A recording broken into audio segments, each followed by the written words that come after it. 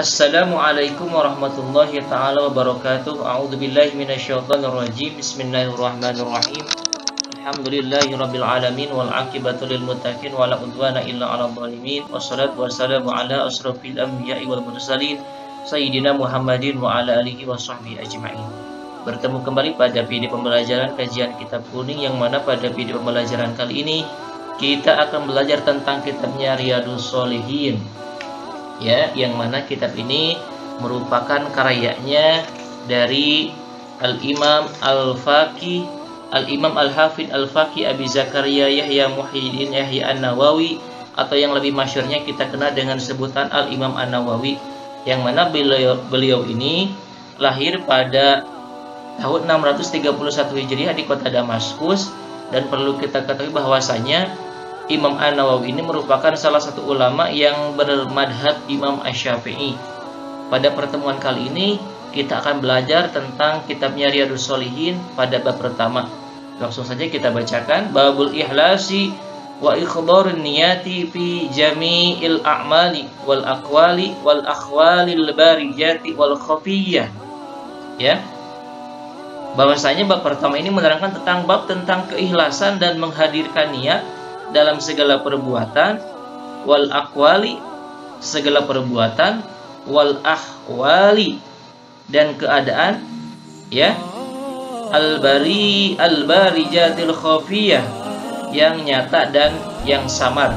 Jadi dalam pertemuan kali ini bab pertama menerangkan tentang bab tentang keikhlasan dalam beramal, ya, bahwasanya qala Allahu ta'ala, Allah Subhanahu wa ta'ala telah berfirman, wa ma umiru illa liya'budullaha mukhlishina lahuddin hunafa'a wa yuqimus shalat wa yu'tuz zakata wa dzalika dinul qayyimah.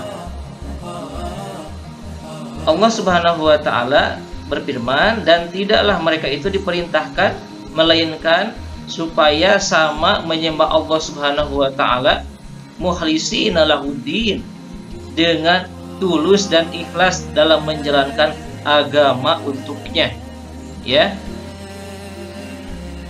Hunafa'a wa yuqimus sholata wa yu'tuz zakata, semata-mata berdiri tulus dan menegakkan sholat, wa yu'tuz zakata, ya, dan menunaikan ibadah zakat. Dzalika dinul qayyimah, ya, bahwasanya yang sedemikian itu merupakan agama yang benar ataupun agama yang lurus, ya. Jadi ketika kita akan melakukan suatu amal perbuatan harus dilandasi dengan niat yang ikhlas, ya. Di sini ada kata mukhlishina lahuddin, ya. Ketika kita akan melaksanakan ibadah, melaksanakan sholat, melaksanakan menunaikan ibadah zakat, harus dilandasi dengan niat yang ikhlas, ya. Ini merupakan surat Al-Bayyinah ayat ke-5 di dalam Al-Quran. Kemudian kalau kita baca lagi kitabnya, qala wa qala ta'ala, kemudian Allah Subhanahu wa ta'ala berfirman lagi di dalam Al-Quran. Allah Subhanahu wa ta'ala berkata, la yanalallahu lahumuha wala dima'uha walakin yanaluhut taqwa minkum.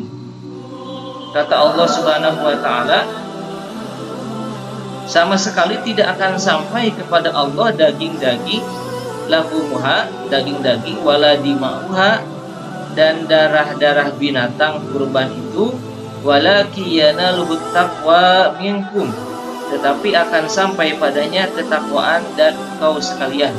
Jadi ketika kita ingin sampai dalam melaksanakan suatu amal perbuatan, yang pertama tadi dilandasi dengan niat yang ikhlas, dan yang kedua kita harus menjadi orang yang bertakwa kepada Allah Subhanahu wa ta'ala, ya. Wa qala ta'ala, dan Allah Subhanahu wa ta'ala berfirman di dalam Al-Qur'an, qul in tukhfu ma fi sudurikum aw tubduhu ya'lamullah. Qul, katakanlah, kata Allah Subhanahu wa ta'ala, wahai Muhammad, sekali-kali engkau semua, ya, sekali-kali engkau semua menyembunyikan apa-apa yang ada di dalam hatimu, fi sudurikum, yang ada di dalam hatimu, kata Allah Subhanahu wa ta'ala, au tubduhu ya'lamullah, ya, ataupun engkau sekalian tampakkan ya yang ada di dalam hati.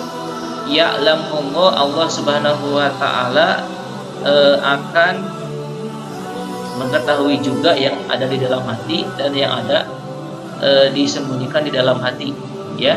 Jadi ketika kita akan melakukan suatu perbuatan, kita belajar dari ayat ini di dalam surat Al-Imran ini ayat ke-29, kata Allah, "Qul in tukhfu," katakanlah wahai Muhammad, sekalipun engkau semua menyembunyikan apa-apa yang ada di dalam hatimu, kata Allah Subhanahu wa taala ya, ataupun menampakkan apa-apa yang ada di dalam hatimu, kata Allah Subhanahu wa taala, ya'lamu, Allah akan mengetahuinya juga ya.